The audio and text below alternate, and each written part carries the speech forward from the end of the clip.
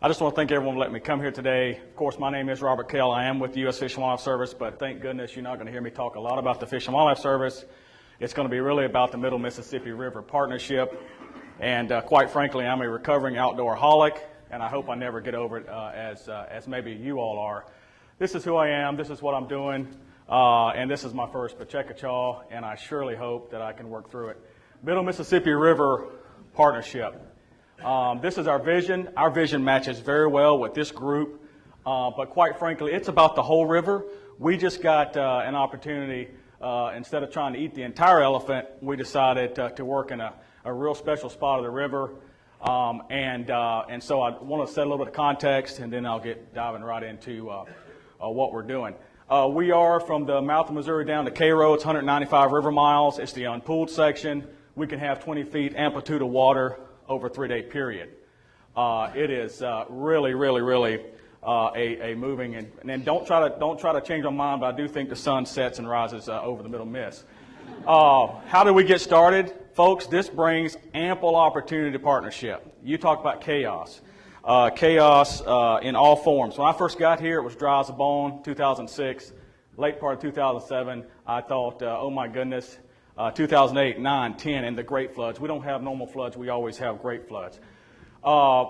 Great poets started on the back of napkins. We started off on the back of a pickup truck.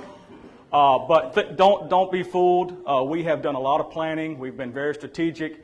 We've got big 46 projects.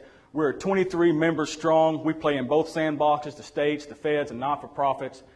You name it, anyone who wants to be a part of the program can get in it. But quite frankly, I could have done this just off this slide. Look at what we want to work in. We have flood control issues. We've got agriculture, building islands, log jams, navigations, backwaters, sloughs, braided channels, riparian zones, and a partridge in a pear tree. We want to be in the middle of this. We want to help politicians make good decisions. But look at how trained this river is. Look at the opportunities here.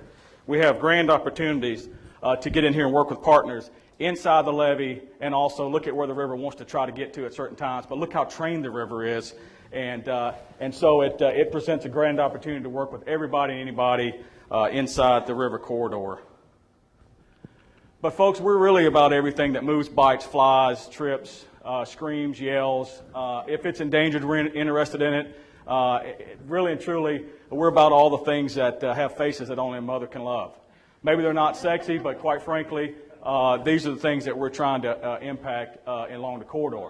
But partnerships are messy, okay? We all showed up as otters, and we got in this partnership, and this partnership grows on you, and you just can't get it off your back. It really is an awesome experience when you bring all these authorities together and try to wrestle with all the challenges, as you all know.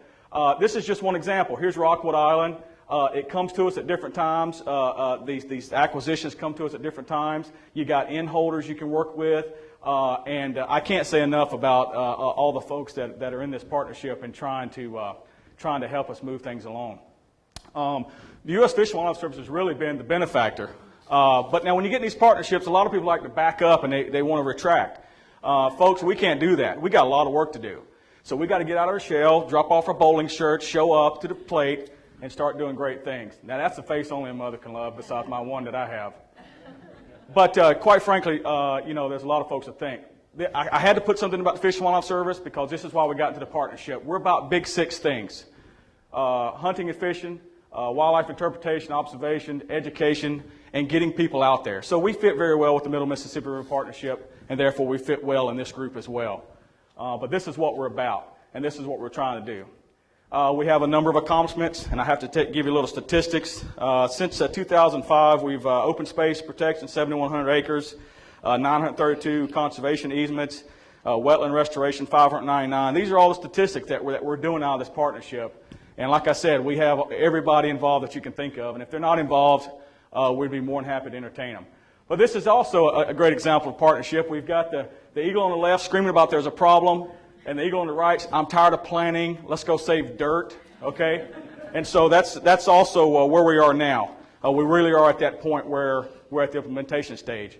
But again, we've been the benefactor of this partnership. Now, we are quite different, okay? Some places are open until they close them. Some places are closed until they open them. We really do have one mission in the refuge system, that is Wildlife First.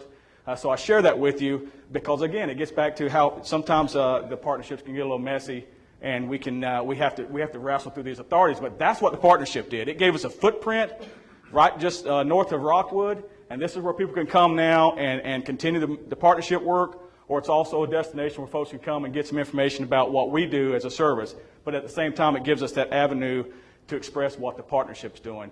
That's a windfall, a situation that came through the partnership. We're also doing some collateral stuff.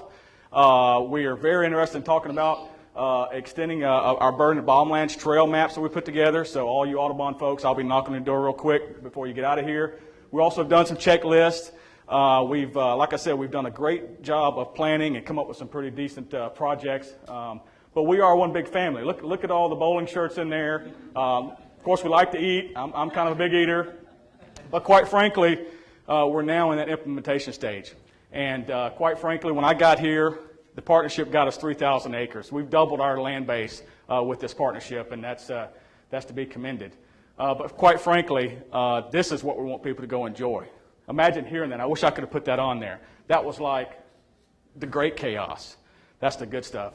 And I thank you for your time, and I thank you for giving me a chance to be guinea pig number 2.